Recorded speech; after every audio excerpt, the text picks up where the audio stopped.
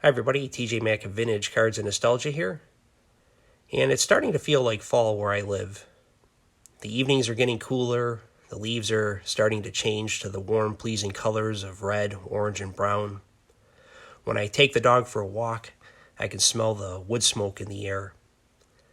Now fall is a season of change, the transition from the bright, hot, humid summer to the dark, cold, yet cozy winter. For me, it's a chance to slow down some from the hustle and bustle of running kids to baseball and softball games every weekend, and even traveling some for work. The fall season, too, though, is a time where I get a little bit more sentimental, and some of that has to do with the fond memories that football brings me. While I enjoy the history of baseball and have some great memories of watching and reading about the game when I was growing up, football was my passion. Here are 3 of the cards from my collection that symbolize what football is to me. You have this Larry Zonka card that reminds me of a bull with a nose ring. Here you have the imposing fullback glaring at something with his helmet on and that distinctive U-bar that protected his nose. Then there's John Hannah. Do you remember when linemen would wrap themselves up like a mummy and tape their hands? Just look at this classic football shot. And then at the end here you have a 1974 Topps Ken Stabler. And what's really cool about this card is, besides depicting some great 70s football action, you have 3 Hall of Famers in this photo. Of course, you got Kenny Stabler, and then you see the 2 zeros on Jim Otto, the Hall of Fame center. And then behind him is number 63, Gene Upshaw. And you can see that distinctive neck roll that he would wear back in those days. Now, when I was growing up, Sundays in the fall and winter were often spent in my small living room at the bottom of my dad's chair watching the games with him. I hear the CBS NFL Today theme from the early 80s on YouTube, and it instantly takes me back to those days with Brent Musburger, Irv Cross, and Jimmy the Greek. Now, 1980 to 1985 were my formative years.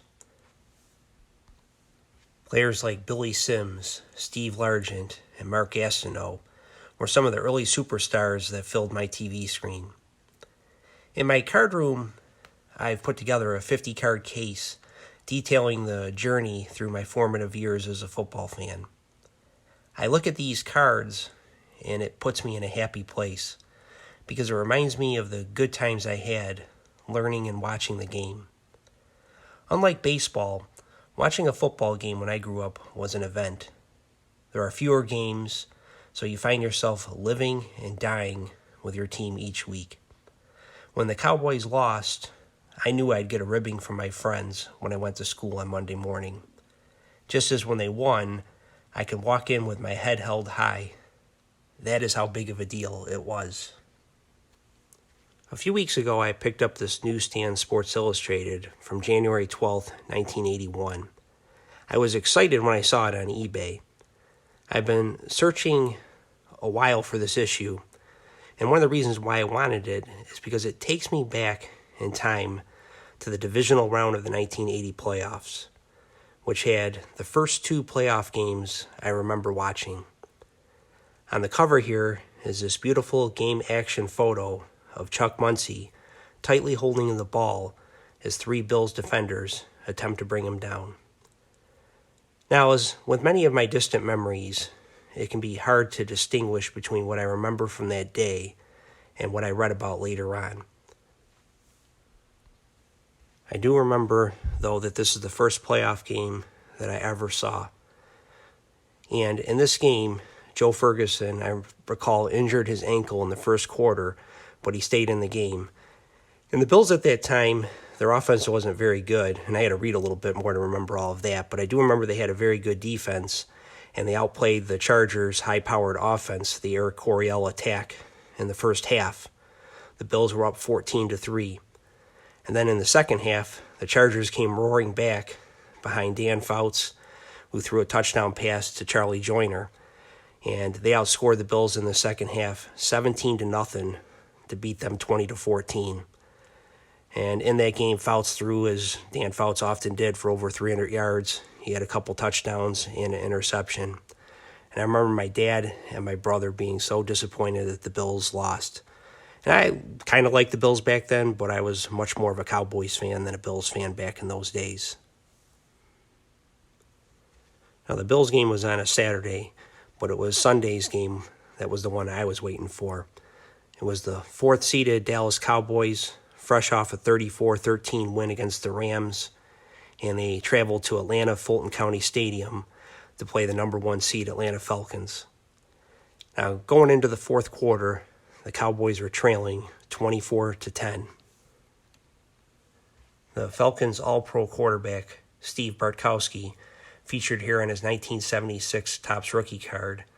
He led the NFL in touchdown passes in 1980 with 31, and in this game he threw two more, with one of them going to running back Willie Andrews, who ran for 1,381 yards in 1980.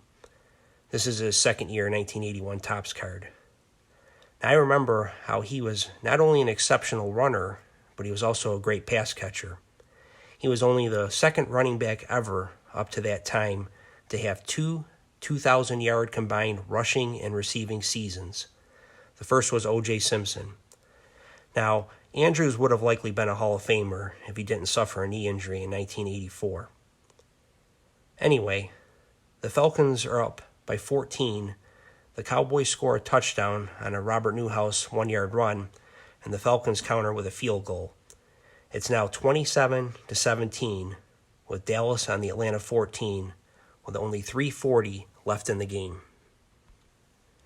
I am sure at this moment Cowboy fans are thinking, "Where have you gone, Roger Staubach?" Dallas fans turn their hopeful eyes to you.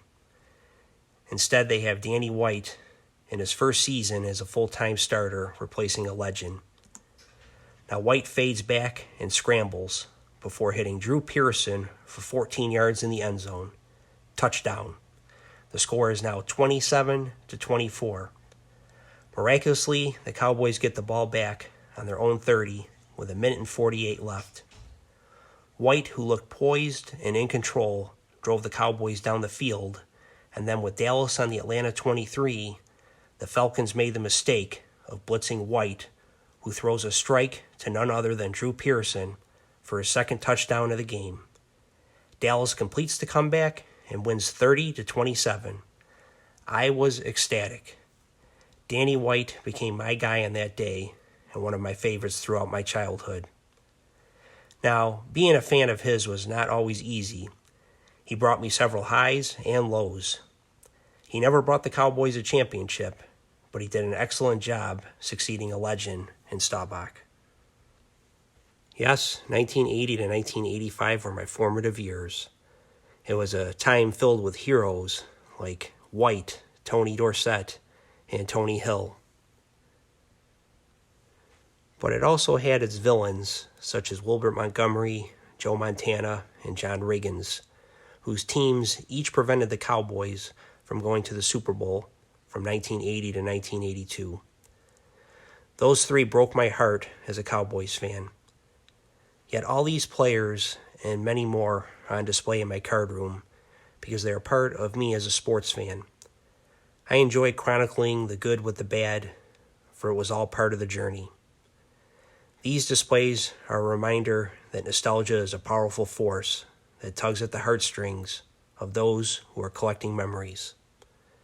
Until next time, I wish everyone well.